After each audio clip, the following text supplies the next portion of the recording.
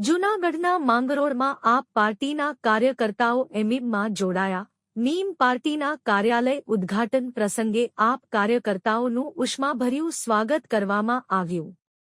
આગામી નગરપાલિકા ચૂંટણીને અનુલક્ષી હાલ શહેરમાં પ્રચારના પડઘમ વાગી રહ્યા છે, ત્યારે માંગરોળ શહેરમાં all India Majlis-e ઇત્તિહાદુલ Muslimeen party પણ ચૂંટણી મેદાનમાં ઉતરવા સક્રિય છે અને 24 થી 26 ઉમેદવારોને મેદાનમાં ઉતારવાની છે।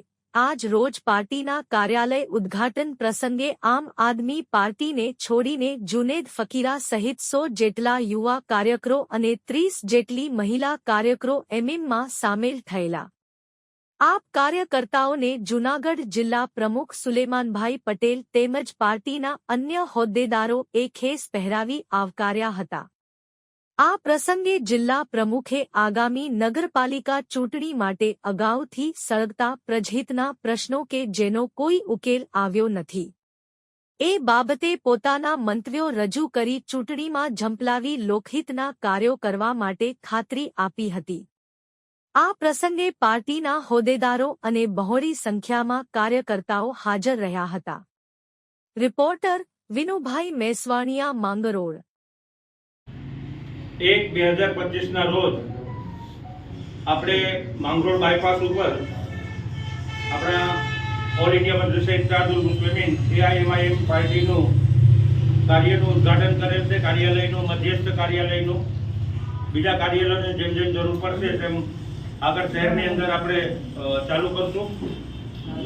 આજે સૌથી મોટી ખુશીની વાત તો એ છે કે આમ આદમી પાર્ટીની અંદર શરૂઆતથી જોડાયેલા જુનેદભાઈ ફકીરા, એમની ટીમ, 100 જેટલા પુરુષ અને યુવાન કાર્યકરો અને 30 જેટલી બહેનો આજે આપણી AIMIM પાર્ટીમાં જોડાઈ છે।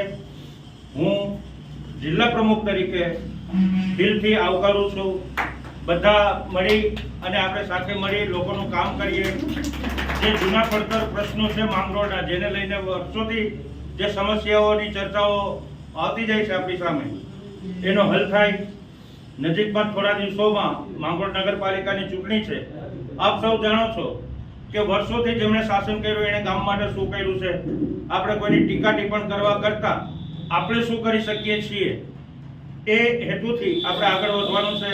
ભાઈચારાની સાથે આપણે બધાએ ભેગા મળીને કામ કરવાનું છે અને ખરેખર તો શહેરની ચૂંટણી હોય એટલે શહેરનું કામ કરવાનું છે।